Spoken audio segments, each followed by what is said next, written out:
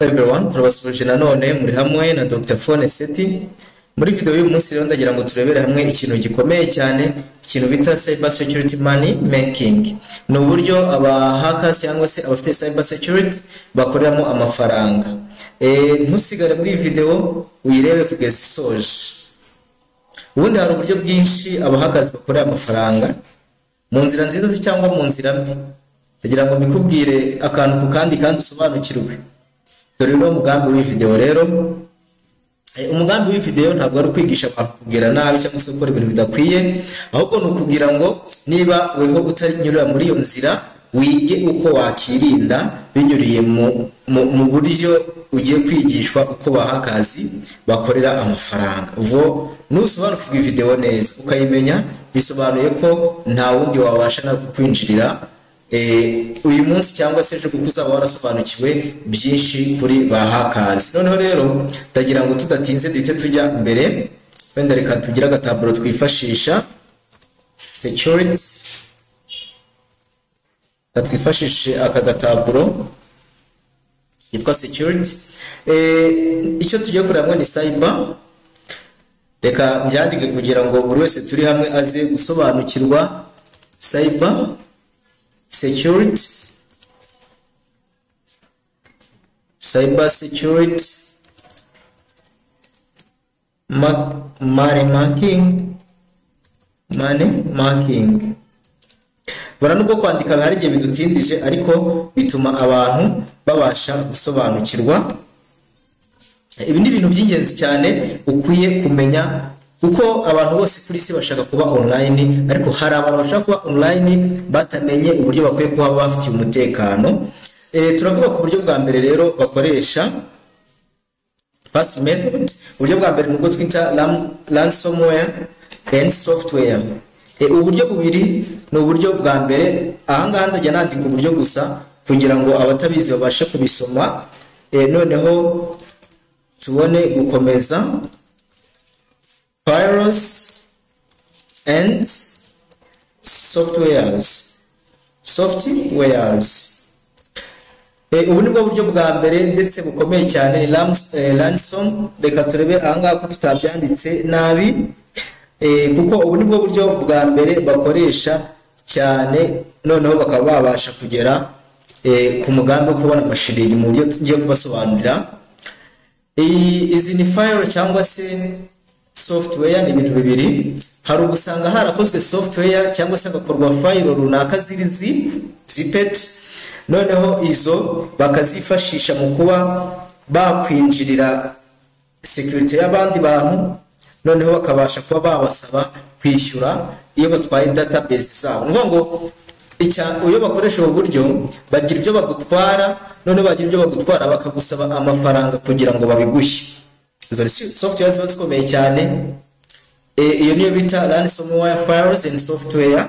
Hakabaho niyo bita crypts. Ubwo ni buryo bwa mbere bakoremo amafaranga. Hari cryptocurrency. Niba ujya mwumva cryptocurrency mujye mubyitondera, nabyo bifitemo uburyo bukomeye cyane aribwo ngiye gusobanura muri aka kanya. Kandi umuntu uzabana natwe kuri izi video ntajya asigara, tuzajya kugera kuri in action amaze kugira byinshi asobanukirwa ku buryo azoroherwa. Cryptocurrency minerals. Noneho ubu ni ubundi buryo abahakazi bakoresha bwo ku infect kugira ngo bangirize. Ntango iyi cryptocurrency mining tool yo uburyo ikora mu buryo bwo gukoresha CPU ya computer yawe. Noneho abahakazi bakaba bakorera amafaranga cyangwa se bakagira inyungu bakora, ariko bakoresha CPU za computer z'abandi. No kuvuga ngo icyo gihe niwe ubona window yawe uri gushira ako kanya, ubu hari software ushobora gushyira muri phone yawe mukayeba bakubwira ngo window iba expired, ukabibura uko bigenze nawe bikakuyobera. Noneho izo ni software ziba zikora mu buryo bwa cryptocurrency mineral tools, noneho zikaba zabasha kwangiriza computer y'umuntu binyuriye mu mugambi wabo babaza aho barishyurirwa nuko barunguka cyane ko ibyo byo n'amakampani akomeye ashobora kubikora, ndetse n'ayakoze computer akabikora agambiriye kugira ngo computer model runaka zive ku isoko hasigare computer izi n'izi. Ubwo ni ubundi buryo ukorwa cyane. Hari uburyo bwa gatatu ubwo bita BS. Noneho uburyo bukoreshwa barwita business email comprising. Ngo ubusobanuro bw'aya magambo ni business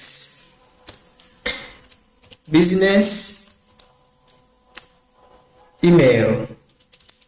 Ubwo ku muntu z'icyongereza iri jambo ryumvishe byonyine yatari guha igisobanuro cy'uburyo ababo bungukamo. Ibi ni ibintu bizagira akamaro cyane kuri buri wese ubikurikirana. Compromise ni ukuvuga ngo ababo business yabo niyo gucompromisinga email z'abandi, kuzitwara.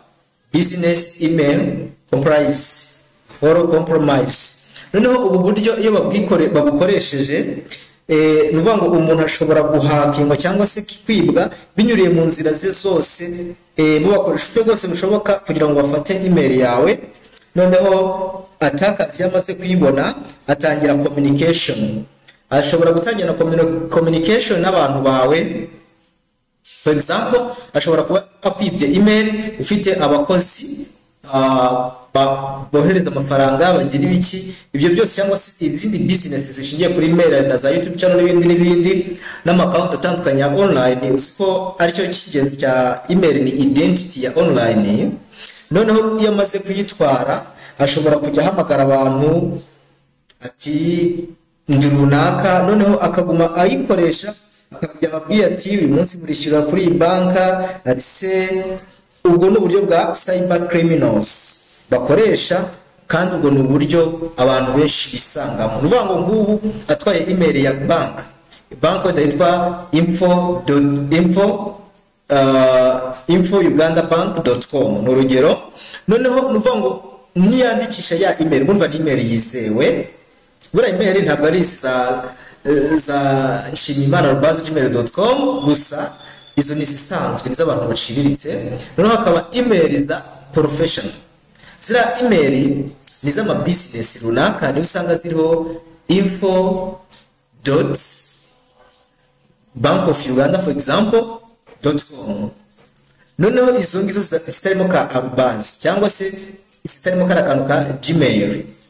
Kiyo kuko aba yizewe aramutse abashije kuyitwara, bisobanuye ko ubwo ari buze kwiba abantu ayikoresheje, yakwandikira abantu se n'ibindi.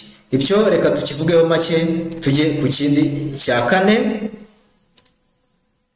Ubu ni ubundi buryo nanone bwitwa DDoS. Reka mbandike kugira ngo urebe. Ibi birasobanuye ngo distributed denial of services. Reka nabyo byandike kugira ngo buri wese abashe gusobanukirwa.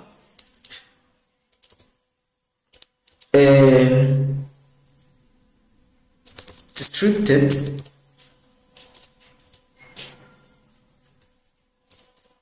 buttons. Yes. Denial of services. Denial of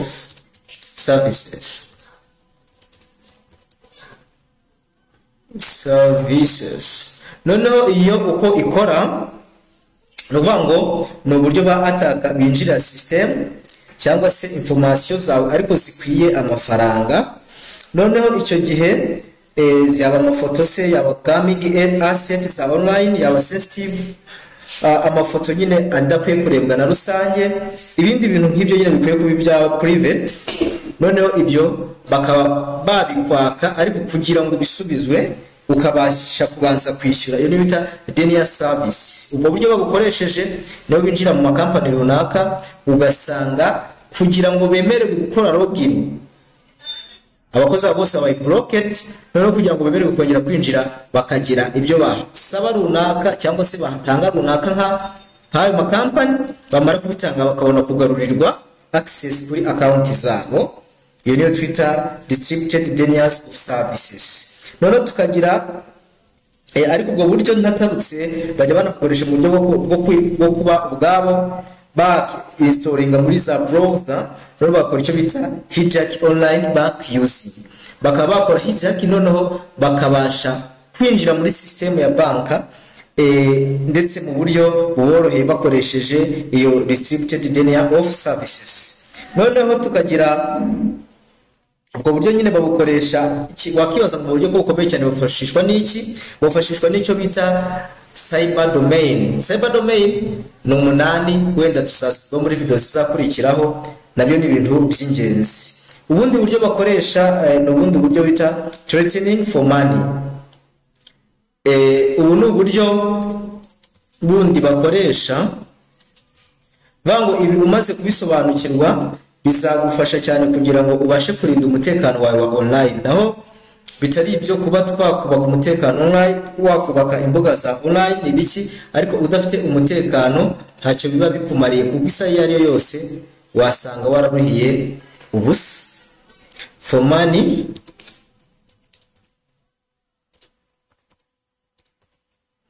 ubu ni ubundi buryo bakoresha cyane. Ubu buryo rero uko bukora ni igihe uhuriye n'umuntu online akakuvugisha akakugiraho inshuti, noneho amaze kwigiraho inshuti umaze kumwizera ashobora kugusaba amafoto se, ashobora kugusaba, noneho uko agenda abika ibintu byawe byinshi bitandukanye, igihe cyagiye umaze kumwizera, noneho akaba yakubwira ati bya bintu wambwiye ngo sinzabyerekane, ni ifoto se ni video, ngiye kubishyira hanze nutishyura amafaranga ya naya. Ibyo bishobora gukorwa n'umuntu utuye mu gihugu cya Kurtazi, kimwe nuko byakorwa n'undi muntu mwegeranye kandi uzi. Buriya nabyo birababyita cyber criminals. Ibyo ni ibyaha by'abacyber, gutangaza data z'umuntu. Kuvuga ngo ubu buryo twabuhuza n'uburyo bukoreshwa ku masimukadi baguhamagara ngo bimeze gutya na ibintu nk'ibyo. Ubwo nabwo ni ubundi buryo bwo kuba bakoreramo amafaranga, ariko mwumvishe ko izi nzira zose nta nzira zitanze amahoro zirimo. Niyo mpamvu muri video ikurikiraho wenda zira domain name tuzaziga, ariko video ikurikiraho shaka ko tuzabanze twigane ubwoko bune bugize abahakazi, kugira ngo byibura nawe niba ugiye kwiga cyber security ubanze umenye ni uruhe ruhande uzahagararamo. Twari tukiri kuri abangaba bashobora kukwigiraho inshuti, nuvuga ngo nk'ubu umuntu ashobora kuza cyane wenda mbabone n'iryo banga. Akenshi abahakazi bakoresha iyi nzira baba bafite amaprofile y'abakobwa b'abazungu, just ukabona ni mwiza, noneho we akakuganiza kwikundishaho ibintu nk'ibyo, ariko akenshi n'ugenzura baba ari abagabo ariko bashyize amafoto y'abakobwa. Abandi ntabwo bakunze gushyiraho profile zabo, abantu uburyo bubiri ujye witondera. Noneho akaba yakuganiza wenda n'umuhungu se, kakumvisha ukuntu yagukunze, cyangwa se umukobwa kamuha amafoto. Hari n'abajya barengera bagatanga amafoto adakwiye, noneho ayo ngayo yamara kuyafatishaho ati tuvugana ngiye kuyapostinga kuri wenda channel yawe, ngiye kuyapostinga kuri Facebook yawe, ngiye kuyapostinga kuri Instagram yawe, ati none pay ishyura, noneho ndeke kuyapostinga. Ubwo nabwo babyita cyber criminals, ni ibyaha bikorwa n'abacyber. Noneho uburyo uko ari butanu busobanukiwe neza, ntabwo bapfa kukwiba uko bibonetse. Muri iyi first step, uburyo bwa mbere wa software, tubona n'ubundi buryo bwa gatandatu. Hari ubundi buryo bwa gatandatu bita phishing. Phishing ubundi mu Kinyarwanda bisobanuye kuroba, ni ukuroba data z'umuntu. Nuvuga ngo phishing kuko ukufata abantu batsinzi murafasha muri comment, ukufasha kara kuma barobesha gasongoye gafata isamaki cyangwa sifi ukaga nimba abantu. Okay, thanks. Noneho iyo ndobani nkuko bayifata igakurura ya ni nako bigenda kuri ba phishing. We agira ubutumwa akoherereza, noneho ubwo butumwa bukaba bugambiriye kugira ibyo bukuri wawe. Ibyo nabyo tuzabyiga, phishing tuzayivugaho kwayo. Noneho ubu nubwo buryo bifashisha cyane bakoreramo amafaranga, ariko bikaba bitemewe n'amategeko bidakuyeho ko muri ubu buryo harimo ushobora gukoreshwa mu buryo bwo kurinda umutekano burahari, ariko icyo ntikibuza kwitwa cyber criminals. Noneho rero ubwo tubonye uburyo bakoramo amafaranga, icyo gihe kugira ngo buri wese amenye uruhande agiye guhagaramo, niba agiye kurinda ibye, niba we yiyanzuriye nawe kugukoresha, it depends on your choosing, biterwa n'amahitamo yawe. Ariko icyiza uzasobanukirwa muri video zakurikira tugiye ku bwoko bugize abahakazi. Niba rero ukunze iyi video, ndagushishikariza gukora subscribe ndetse ugakanda no kunzogera kugira ngo tuzashyiraho video zindi ujye umenyeshwa. Ikindi kandi rero tubafitiye amasomo yigisha gukora telefone. Ushaka kwiga gukora telefone z'uburyo bwose ubimenya mu gihe gito cyane, icyo ukora nuko twisunga ubundi ugasura urubuga rwacu rwitwa igttechcollege.com. ujye kuri browser yawe wandike iri jambo, numara kuryandika techcollege.com ni ryonyine aha dutangiriye. Iri jambo numara kuryandika muri browser yawe urahinguka ku rubuga rwacu, noneho ube wahabonera amasomo ahagije yo kwiga gukora telefone. Abandi bashaka kwiga byimbitse bakoresha kuri YouTube basaba ko aba membership baca no kugira ngo bige ibintu byinshi bikomeye cyane. Turacyari muri mu magambo mu gusobanura kubyerekeye na cyber security, ariko tuzagenda dushyira mu bikorwa iyo abantu bamaze gusobanukirwa muri theory nibwo bajya muri practice.